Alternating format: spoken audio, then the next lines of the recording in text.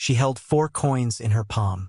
4 small, dull copper coins pressed so hard into her skin they left marks. That was everything she had in this world. Everything between her sick daughter and another night without food. The shopkeeper looked at those coins. Then he looked at her. And he laughed. Not a quiet laugh. Not the kind you keep behind your teeth. No.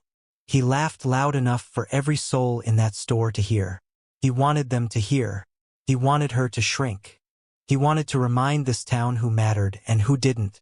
But before we begin this story, tell me, where are you watching from right now? Drop it in the comments. No matter where you are in this world, I'm sending love your way. Now, back to that shop. Back to that woman standing at the counter with shame crawling up her neck like fire.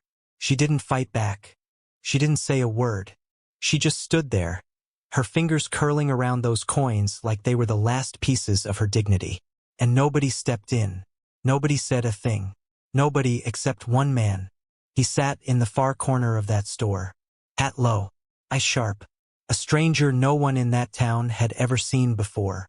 A cowboy covered in dust and silence. He watched the whole thing. And what he did next changed that town forever. The town was called Harlow Creek. You wouldn't find it on any proper map. It sat out in the wide-open flats of West Texas like a bruise on dry skin. A cluster of crooked buildings, sun-bleached wood, and silence. The kind of silence that didn't feel peaceful. The kind that felt like something had gone wrong a long time ago, and nobody ever bothered to fix it. There was one street, one saloon, one church with a cracked bell that hadn't rung in years, and one general store, Haskell's Goods and Provisions, sitting right in the center of town like a fat spider in the middle of its web. The man who owned that store was named Grover Haskell. He was not a tall man, not a strong man, but he was a powerful man, and in a place like Harlow Creek, power had nothing to do with muscle. It had to do with control. Haskell owned the only store for 40 miles in any direction. He set the prices. He decided who got credit and who didn't. He decided who ate and who starved. And he enjoyed that power the way a cruel child enjoys pulling the wings off a fly. On this particular morning, a Tuesday in late October, with a cold wind cutting across the plains, a woman named Eliza Drummond walked through his door. She was thin. Not the kind of thin that comes from vanity, but the kind that comes from choosing to feed your child instead of yourself day after day, week after week, until your dresses hang off you like curtains on a scarecrow. Her hair was dark and tied back with a scrap of cloth. Her boots were worn through at the soles, but her back was straight. Her chin was up. She walked into that store the way a person walks when they're trying very hard not to let the world see them breaking. She carried a small list, written in careful handwriting on a torn piece of brown paper. Flour, salt, a tin of broth, a small bottle of honey, for her daughter's cough, which had been getting worse every night, rattling in the girl's tiny chest like stones in a jar. Eliza set her coins on the counter. For copper cents. She slid them forward with her fingertips, as if offering them to a king. "This is what I have," she said quietly. "I know it's not enough for everything, but if I could just get the flour and the honey, I'll work off the rest. I can mend clothes. I can clean. Whatever you need." Grover Haskell looked at the coins. He didn't touch them. He looked at them the way you'd look at something a dog dragged in. Then he looked at her. "For cents," he said. Loudly, deliberately, loud enough for the 3 other customers in the store to hear. "For cents and a promise to scrub my floors." He leaned forward on the counter, his belly pressed against the wood. "Tell me, Mrs. Drummond, does your dead husband know you're out here begging?" The store went quiet. A woman near the fabric shelf looked away. A man examining a saddle strap suddenly found his boots very interesting. Nobody moved. Nobody spoke. Eliza's lips pressed together. A faint tremor ran through her jaw. But she did not cry. She would not cry. Not here. Not in front of him. "I'm not begging," she said, her voice barely above a whisper. "I'm asking for a fair trade." Haskell snorted. He swept the coins off the counter with the back of his hand. They scattered across the wooden floor, spinning and ringing in the silence. Come back when you have real money, he said. This is a store, not a charity house. Eliza stared at the coins on the floor. For a long moment, she didn't move. Then slowly, carefully, she knelt down. One by one, she picked them up. Her fingers trembled. Her face burned red. And when she stood back up, she did not look at Haskell. She turned toward the door. And that's when she saw him, the stranger. He sat on a wooden crate near the back wall, half hidden behind a stack of grain sacks. His hat was pulled low. A long duster coat covered his frame, trail-worn and faded. His boots were caked with red dust. A revolver hung from his hip, old, but well-kept.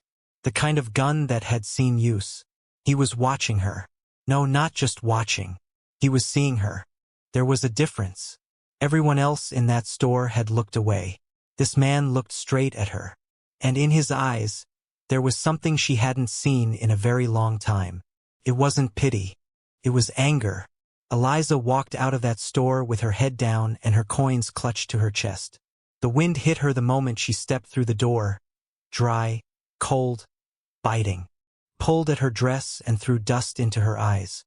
She walked fast, the way people walk when they're trying to outrun their own shame, even though they know it'll follow them home. She made it halfway down the street before she heard the footsteps behind her. Heavy boots on packed dirt. Steady, unhurried, getting closer. She didn't turn around. She walked faster.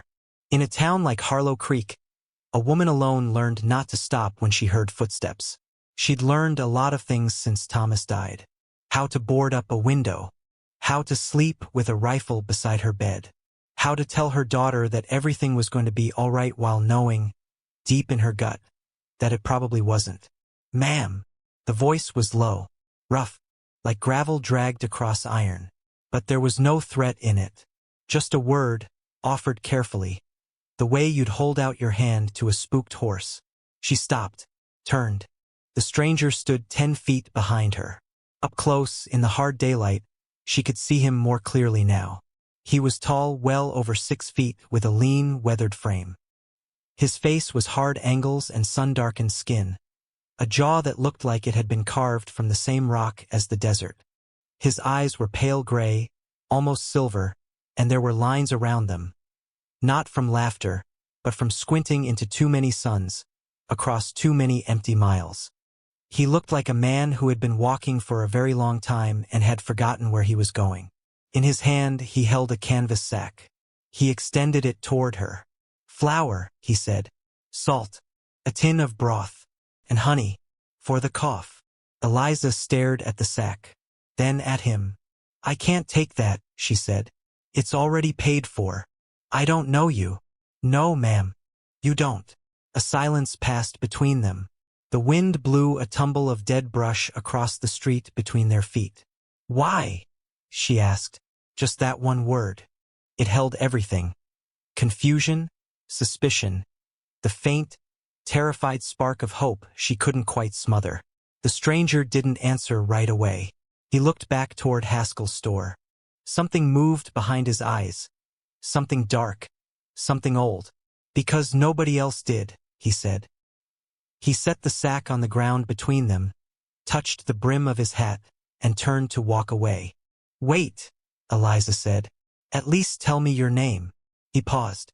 For a moment it seemed like he wouldn't answer. Like his name was something he'd left behind somewhere out on the trail, buried under miles and years. Kane, he said. Just Kane. And then he walked toward the saloon without looking back. The bartender, a thick-armed man named Poke, poured the drink and studied him with the careful curiosity of a man who had seen enough strangers to know which ones brought trouble. Passing through, Poke asked. Might be, Kane said. Might be staying? Kane didn't answer. He drank. The saloon was mostly empty this early in the day. A few men played cards at a far table. A drunk slept against the wall with his hat over his face. Dust floated in the bars of light coming through the windows. Kane sat there and listened. And in a small town like Harlow Creek, if you sat still long enough and kept your mouth shut, the town would tell you everything you needed to know. Over the next hour, he heard things. He heard that Grover Haskell didn't just own the store. He owned half the land in the valley. He owned debts. He owned mortgages.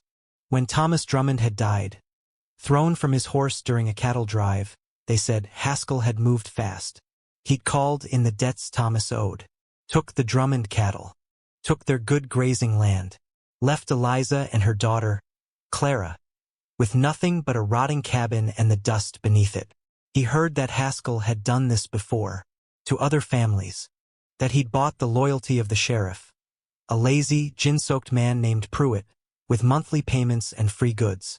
He heard that people in Harlow Creek were afraid, not of outlaws, not of raids, but of one man behind a counter who smiled while he squeezed the life out of them, one debt at a time. Kane finished his whiskey. He set the glass down and stared into the bottom of it like he was looking for something.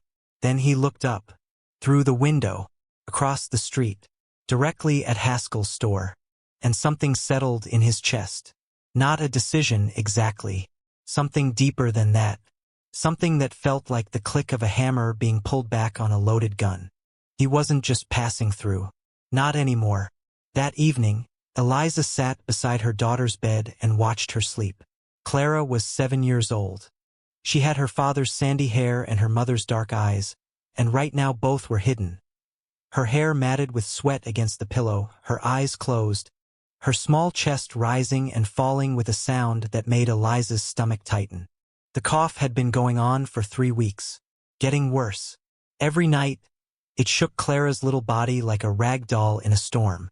Eliza mixed a spoonful of the honey the stranger had given her into warm water and held it to Clara's lips. The girl drank without waking. Her forehead was hot to the touch. "You're going to be fine," Eliza whispered. She said it like a prayer. She said it because she needed it to be true, and saying it out loud was the only power she had left. She sat in the dark long after the candle burned down.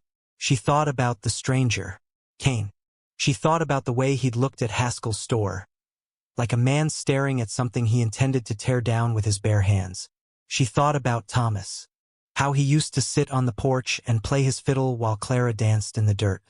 How he used to tell Eliza that one day they'd have enough cattle to buy a real house with glass windows and a painted door. He died with those dreams still in his mouth, unsaid and unfinished, somewhere out on the trail where nobody saw him fall. Eliza didn't sleep that night. The next morning, the town learned something about Grover Haskell that most of them already knew but were too afraid to say out loud. It happened like this. An old man named Willard Goss came into the store to buy seed for his spring planting. Willard was 80 years old if he was a day, with hands bent like tree roots and a back curved from decades of working soil that barely gave back what you put into it. He'd been a farmer his whole life. His wife had died 2 winters ago. He had no children. He was alone and he was running out of time. He put his money on the counter. Haskell looked at it, looked at Willard, and shook his head. "Price went up," Haskell said. "Since when?" "Since this morning." Willard blinked. "That's double what it was last week." "Supply and demand, Willard. You understand how business works." "I understand you're robbing me." Haskell's smile didn't change, but something in his eyes went flat and cold, like a snake's. "You still owe me for last season's credit," Haskell said. $14. "You want to talk about robbery? Pay what you owe me first. Then we'll discuss seed." Willard stood there, his mouth opening and closing. He looked around the store for help. Nobody met his eyes. He left without his seed, without the ability to plant the only crop that kept him alive. Kane saw the whole thing. He'd been standing outside the store, leaning against the post, rolling a cigarette he never lit. He watched Willard walk out. He watched the old man's shoulders sag like someone had placed the whole sky on top of them. That afternoon, Kane walked through the town slowly. He counted the buildings. He noted the distances. He watched the sheriff, Pruitt, stumble out of his office around noon, already drunk, and make his way to Haskell's store for what looked like a regular visit. They talked on the porch for 15 minutes. Pruitt laughed at something. Haskell handed him a small package. Pruitt tipped his hat and wobbled back to his office. Kane watched all of this from the shade of the livery stable, where a young stable hand named Micah was brushing down a horse. That happen often? Cain asked, nodding toward the sheriff. Micah glanced up, then quickly looked away. I don't see nothing, the boy said. I don't talk about nothing. Smart boy. Being smart is staying alive around here, mister. Cain looked at the boy for a long time. Micah was maybe 16. Skinny. A bruise on his cheekbone that looked fresh. Who hit you? Cain asked. Micah's jaw tightened. He didn't answer. Haskell. The silence was answer enough. Cain dropped a coin into the boy's palm. You don't see nothing, he said quietly. I understand. But if you ever decide you want to start seeing, you come find me. He walked out of the stable and into the hard afternoon sun. That night, in the saloon, Cain did something no one in Harlow Creek expected. He asked questions. Not quietly, not carefully. He asked them loud enough for people to hear. Tell me about Grover Haskell, he said to the bartender, Poke. The whole saloon went still. Cards stopped. Glasses paused halfway to lips. Even the drunk against the wall seemed to stop breathing. Poke stared at Cain like the man had just pulled a rattlesnake from his coat and set it on the bar. Mister, Poke said slowly, you seem like a decent enough fellow, so I'm going to give you some advice for free. Don't ask that question. Not here. Not anywhere in this town. Cain met his eyes and held them. What if I'm not looking for advice? The silence stretched like a wire about to snap. Then, from the far end of the bar, a voice spoke. Old, thin, trembling with something that might have been fear, or might have been rage. It was Willard Goss. I'll tell you about Grover Haskell, the old man said. Willard Goss had lived in Harlow Creek for 47 years. He'd watched it grow from a handful of tents around a water hole into something that almost resembled a town. He'd watched people come and go. He'd buried his wife in the hard soil behind their cabin and marked the grave with a wooden cross he'd carved himself. And he'd watched Grover Haskell destroy it all, one family at a time. It started about 6 years ago, Willard said, his voice low but steady. He sat across from Cain at the corner table, a glass of whiskey between his gnarled hands. The saloon had emptied. People had found reasons to leave. Suddenly, everyone had somewhere else to be. Haskell came in from back east. St. Louis, maybe. Had money. Not a fortune, but enough. He bought the store from old McAllister when McAllister took sick. Fair deal, everyone thought. Town needs a shopkeeper. Willard took a drink. His hand shook. But Haskell didn't just want to sell goods. He wanted to own things. People. Debts. Land. He started offering credit, generous credit, more than people needed, more than they should have taken. And people took it. Because times were hard, and he was smiling, and he made it seem like kindness. Cain listened without interrupting. Then the terms changed. Interest went up. Prices went up. And when people couldn't pay, Haskell took what they had. Their cattle, their land, their dignity. One by one, the families around here either lost everything or became so deep in debt to that man that they might as well have been wearing chains. And the sheriff? Cain asked. Willard let out a bitter laugh. Pruitt? Pruitt is Haskell's dog. Has been since the beginning. Haskell pays him, feeds him, keeps him drunk and happy. In return, Pruitt looks the other way. Last year, a rancher named Dutton tried to stand up to Haskell. Refused to pay an inflated debt. 2 days later, Pruitt arrested him for cattle theft, a crime Dutton never committed. They sent him to the territorial prison in Yuma. His wife and children left the territory. Haskell took their ranch. The candle on the table flickered. Shadows moved on the walls like ghosts. And Thomas Drummond? Cain asked. The name came out quiet, careful, like he already knew the answer but needed to hear it spoken aloud. Willard's eyes darkened. He looked into his glass for a long time. Thomas was a good man, he said. Hard worker. Loved his wife. Loved his little girl. He'd taken credit from Haskell like everyone else, but he was close to paying it off. Real close. Another season and he'd have been free. What happened? He went on a cattle drive. Last September. 3 days out, his horse threw him. That's the story, anyway. That's what they said. He was found on the trail with a broken neck. Willard paused. When he spoke again, his voice was barely a whisper. But Thomas Drummond was the best horseman in this valley. I watched that man ride since he was 12 years old. That horse didn't throw him. Horses don't throw riders like Thomas. The implication hung in the air like smoke. Who else was on that drive? Kane asked. 2 men. Hired hands. Worked for Haskell.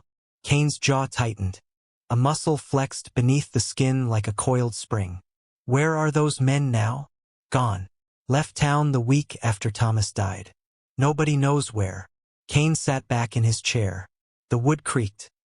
He stared at the candle flame for a long time, and in his pale gray eyes, something shifted. Something hardened, like wet clay being fired in a kiln, turning from soft to stone. Why are you telling me this? He asked Willard. You know what could happen to you. Willard finished his whiskey and set the glass down with a dull thud. Because I'm 81 years old, son. My wife is dead. My body is failing. I've got maybe one more winter in me if God's generous. And I have spent the last 6 years watching that man crush every decent soul in this town and doing nothing about it. Saying nothing, because I was afraid. His eyes were wet, but his voice did not break. I don't want to die afraid. I don't want that to be the last thing I am. Kane reached across the table. He placed his hand over the old man's, gently, firmly, like a son might hold his father's hand. You won't, Kane said. That night, after Willard had gone home, Kane sat alone in the dark saloon. Polk had locked up and left. The building creaked and groaned around him like a living thing. Kane reached into his coat and pulled out a small, folded piece of paper. He unfolded it carefully, the way you'd unfold something sacred. It was a photograph, old, faded, creased from being carried too long in too many pockets. A woman, young, smiling, standing in front of a small wooden house with flowers in the window box. He stared at it for a long time. Then he folded it back up, placed it against his chest, and closed his eyes. Somewhere outside, a coyote howled at the cold October moon, and Harlow Creek slept, not knowing that by tomorrow, everything would begin to change. Morning came with no sunrise, just a gray, heavy sky pressing down on the town like a lid on a coffin. The wind had died overnight, and in its place was a stillness that felt wrong. The kind of stillness that comes before a storm, before a fight, before a bullet leaves a barrel. Kane was up before the town.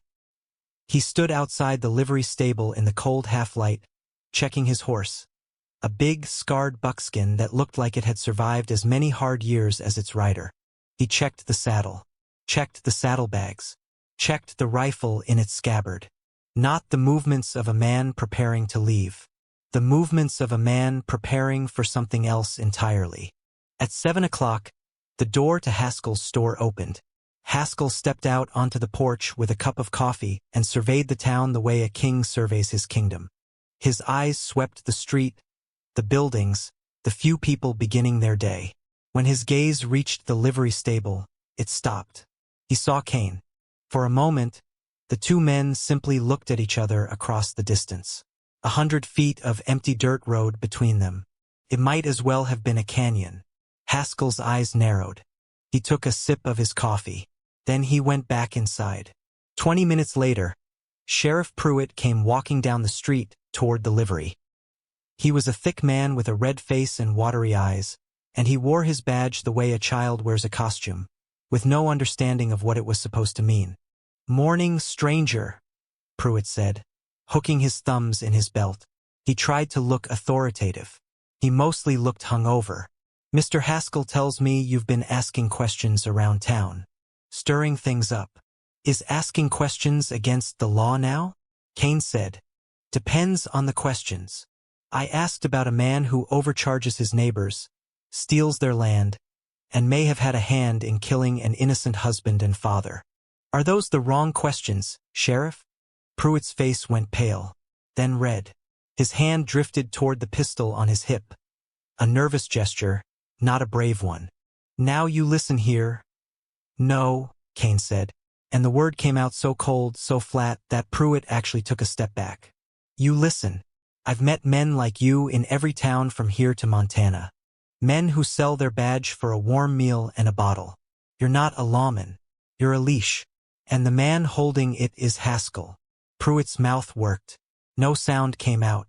Go back and tell your master what I said. Kane finished. Every word. Pruitt turned and walked away. He was almost running by the time he reached Haskell's store. By noon, the whole town knew. The stranger had challenged the sheriff. He'd spoken Haskell's crimes out loud, in the daylight, where anyone could hear. It was like watching someone light a match in a room full of gunpowder. And the explosion came faster than anyone expected. At 2 o'clock, a wagon rolled into Harlow Creek from the South Road. In it were 3 men, hard men, strangers with flat eyes and guns worn low on their hips. Not for decoration, but for speed. They tied the horses in front of Haskell's store and went inside. They came out an hour later and took positions around town. One sat on the porch of the saloon. One leaned against the water trough near the church. One stood in the middle of the street, rolling a cigarette, watching the livery stable with the calm patience of a rattlesnake watching a mouse hole. Haskell had sent for guns. Kane saw them. He counted them. He noted where each one stood and calculated the angles, the distances, the sight lines. He'd done this before. Many times. In many towns. That's when Eliza came. She appeared at the livery stable door, breathless, her face tight with fear. You have to leave, she said. Right now. Take your horse and go. Those men, they're killers. Haskell brought them in from Abilene. They've killed before. For money. For sport. You can't fight them. Kane looked at her. How's your daughter? The question caught her off guard. What? Clara. How's her cough? Eliza blinked. Better. The honey helped. But that's not, you need to listen to me. They'll kill you. Do you understand? They will kill you, and no one in this town will lift a finger to stop it. I know, Kane said. Then why? Why would you stay? You don't know us. You don't owe us anything. You could ride out right now and never look back. Kane was quiet for a moment. He reached into his coat and pulled out the photograph. The one he'd looked at the night before. The woman with the smile, standing in front of the little house with flowers. He held it out so Eliza could see. Her name was Mary, he said. My wife. 3 years ago, a man like Haskell, a man with money, power, a bought sheriff, decided he wanted our land. When I refused to sell, he burned our house. Mary was inside. The words fell like stones into still water. I wasn't there, Kane said. His voice didn't break, but something in it bent. I was out on the range. By the time I saw the smoke, it was too late. By the time I got there, he stopped, swallowed. She was gone. Eliza's hand went to her mouth. I spent 2 years after that with nothing but a bottle and a gun and the thought of putting one inside the other, Kane said. And then one morning I woke up and I realized something. Mary wouldn't have wanted me to die. She would have wanted me to make sure it didn't happen to somebody else. He tucked the photograph back into his coat, over his heart. So that's why I'm staying, Mrs. Drummond. Not because I'm brave. Because I couldn't live with myself if I didn't. Eliza stared at him. Tears ran down her cheeks, but she didn't wipe them away. Then God help you, she whispered. He might, Kane said, but I'd rather trust this. He rested his hand on the grip of his revolver. Outside, the sky darkened. The clouds pressed lower. And the 3 hired guns waited like wolves at the edge of a fire. The storm was coming. It began at sundown. The sky had turned the color of a bruise. Deep purple and black, streaked with veins of dying orange along the western horizon. The wind had returned, carrying the smell of rain and dust and something else. Something electric. Something that made the hair stand on the back of your neck. Kane stepped out of the livery stable and walked into the middle of Main Street. He walked slowly, each step deliberate, each boot fall landing in the dirt like a heartbeat. He stopped in the center of the road, in front of the water trough, and stood there, alone, a single figure against the darkening sky. He didn't draw. He didn't shout. He just stood. And the town watched. They watched from behind curtains and cracked doors, from upstairs windows and alley shadows. Every soul in Harlow Creek held their breath at once, and the town itself seemed to tighten around that one man standing in the street like a fist closing around a stone. The first hired gun moved. The one who'd been sitting on the saloon porch all afternoon. He stood up, flicked his cigarette into the dirt, and stepped down into the street. He walked toward Kane with the loose, easy stride of a man who'd done this many times before. A man for whom killing was just work. "You the one causing trouble?" the gunman asked. "Depends on your definition," Kane said. The second gunman stepped out from behind the water trough near the church. The third emerged from between two buildings to Kane's left. They spread out. A triangle. 3 points of death closing around a single target. It was a formation. Practiced. Professional. Kane's eyes moved between them without his head turning. He measured the distances. 15 feet. 20 feet. 12 feet. He calculated the angles. He let his breathing slow. His heartbeat dropped. The world narrowed to 3 men, 3 guns, and the space between life and death. "Mr. Haskell says you've been making accusations," the first gunman said. "Says you've been upsetting the natural order of things." "The natural order," Kane repeated. "Is that what we're calling it?" "He's offering you a chance. Right out now. Tonight. Don't come back. And we let this go." Kane looked past them. At the store. At the door. Where Grover Haskell stood watching from behind the glass, his round face pale, his eyes wide, watching from safety, letting other men do his violence for him the way he always had. "No," Kane said. The word hung in the air like the last note of a funeral bell. The first gunman nodded slowly. "Your choice." His hand moved. What happened next took less than 4 seconds.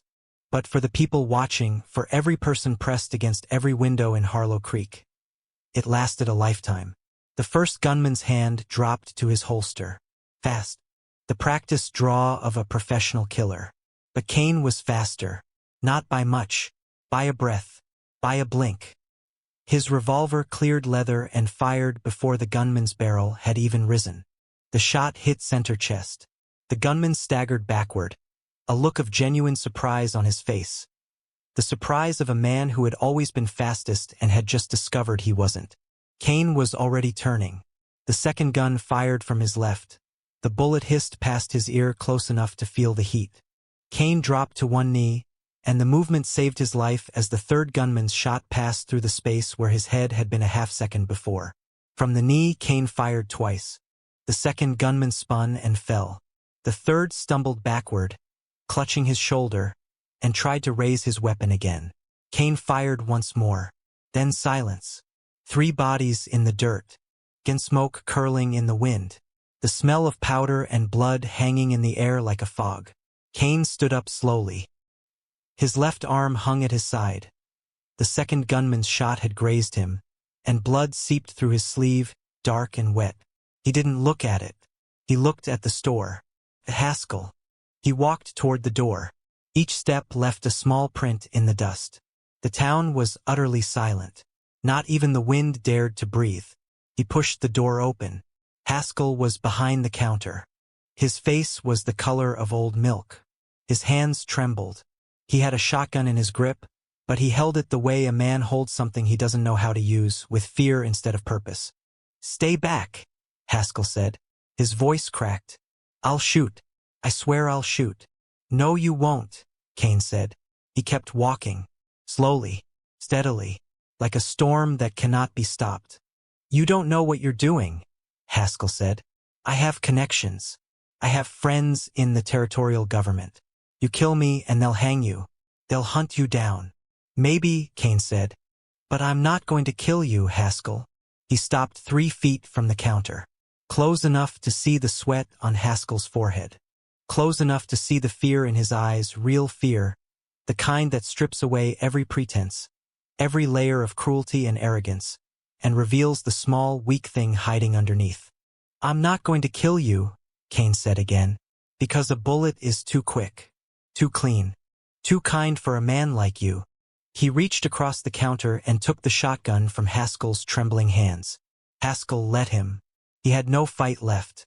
He'd never had any fight. He'd only ever had money and other men's fists. "Here's what's going to happen," Kane said. "You're going to open your books. Every debt, every ledger, every record of every penny you've stolen from these people. You're going to forgive every debt in this town. You're going to return the Drummond land, the Dutton Ranch, all of it, every acre you took. You can't. And then you're going to leave. You're going to get on a horse and you're going to ride east, and you're never going to come back to Harlow Creek. If you do, if I ever hear your name connected to this town again, I won't come for you myself. I'll write a letter to every newspaper between here and Kansas City, telling them everything about the debts, about the sheriff, about Thomas Drummond and the 2 men you hired to kill him. Every last detail." Haskell's eyes went wide. "That's right," Kane said. "I know. The whole town knows. And now it's written down where you can't reach it." A bluff, partly, but Haskell didn't know that. And the fear, the raw animal terror on his face, told Kane everything he needed to know. Guilty men don't look like that when they're innocent. Haskell opened his books that night. Every ledger, every page, with trembling hands and tears of rage and shame running down his fat cheeks. He signed away every fraudulent debt, every stolen deed, every crooked dollar. By morning, he was gone. A single horse, heading east, getting smaller against the horizon until it disappeared into the haze. Sheriff Pruitt was gone too. His office was empty. His badge sat on the desk, next to an empty bottle. Harlow Creek woke up to a different world. It looked the same crooked buildings, the same dusty street, the same dry wind blowing across the flats. But something had shifted, something invisible and enormous, like a bone being set back into place after years of being broken. People came out of their homes and looked at each other, really looked, for the first time in years. Old Willard Goss stood on his porch and wept without shame. The stable boy, Micah, walked down Main Street with his chin up, touching the fading bruise on his cheek like it was a medal. Eliza Drummond found the deed to her land, her real land, the good land with the grass and the water, sitting on her doorstep, folded inside a plain envelope. No note, no name, just the deed. She looked down the street toward the livery stable. The big buckskin horse was gone. Kane was gone. She stood there for a long time, holding that deed against her chest. Clara came to the door behind her, small and sleepy, her cough finally quiet. "Mama? Who was that man?" Eliza wiped her eyes. She smiled. A real smile, the first one in longer than she could remember. "Just a cowboy, sweetheart. Just a cowboy passing through." But he wasn't just a cowboy, and they both knew it. He was the thing that happens when cruelty pushes too far, when silence lasts too long, when the world gets so heavy with injustice that it has no choice but to send someone, anyone, to balance the scales. Nobody in Harlow Creek ever saw Kane again, but they talked about him.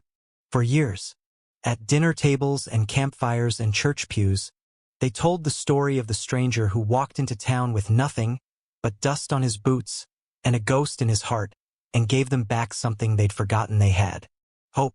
And if you ride through West Texas on a quiet night, when the stars are low and the wind carries whispers across the plains, some folks say you can still see him out there, a lone figure on horseback, silhouetted against the moon, riding toward the next town, the next fight, the next person standing at a counter with trembling hands and nothing but 4 copper coins and a prayer.